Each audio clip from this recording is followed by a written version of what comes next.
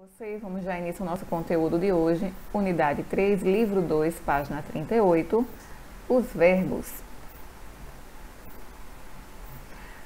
Os verbos são palavras que indicam as ações praticadas pelo sujeito. Podem também exprimir qualidade ou estado.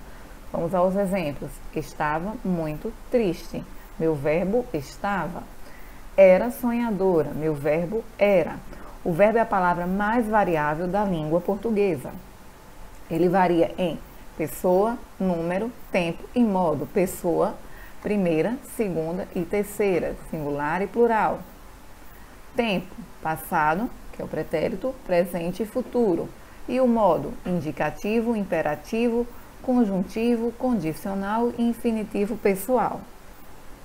O verbo exprime um fato real, que é o modo indicativo, uma ordem, imperativo, um desejo ou uma possibilidade, um modo conjuntivo, um fato dependente e uma condição, um modo condicional, e uma ideia geral, infinitivo pessoal. O tempo, pretérito ou passado, antes indica hora. Pretérito mais que perfeito, recebera, é uma ação anterior já realizada. O pretérito perfeito, uma ação completamente acabada, deu. Pretérito imperfeito, uma ação inacabada, desejava. O presente é o agora. Pensa, ele pensa. E o futuro é o depois. Tem também o futuro imperfeito, recordará. Os verbos principais e auxiliares, a sua distinção, sua forma verbal simples e composta. O André estudou a lição. Estudou é meu verbo principal. O André tem estudado a lição. Tem, verbo principal, verbo auxiliar, e estudado, verbo principal terminado em ado e ido. A forma verbal simples, estudou, inclui em si todas as características do verbo, tempo, modo e pessoa. A forma verbal composta é constituída por um verbo principal, estudar, que exprime sobretudo o significado do verbo, e um verbo auxiliar, ter, tem, ser, foi, andar, anda, que auxilia a quem? Ao principal. Os tipos de conjugações. Existem em português 3. Primeira conjugação, verbos de tema em a, amar. Segunda conjugação, verbos de tema é, ler. E terceira conjugação, verbo de tema ir, partir. O tema do verbo obtém-se eliminando o R final do infinitivo. O infinitivo impessoal do verbo é constituído pelo radical, vogal temática e marca de infinitivo. Como exemplo, amar.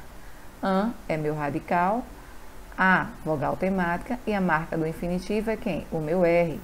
Assim, o tema é constituído pelo radical mais vogal temática.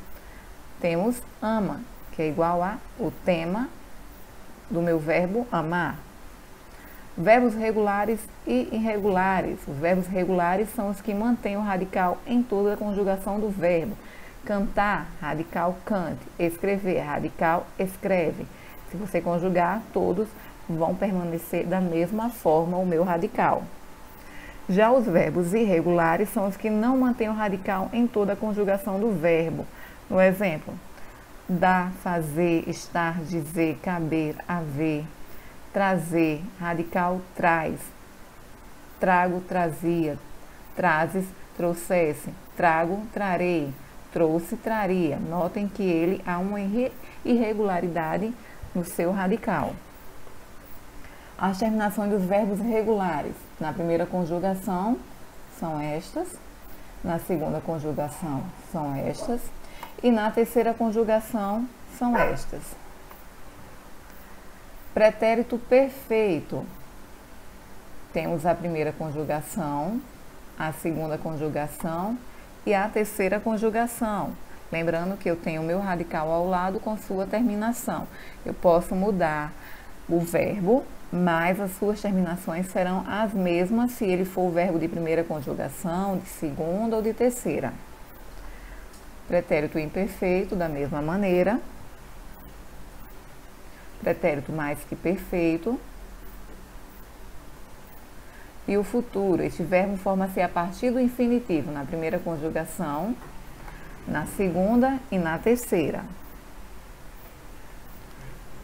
Estude hoje e sempre. Bom estudo, turma. Na próxima aula, iremos estar vendo detalhado nas aulas online esses conteúdos sobre verbos.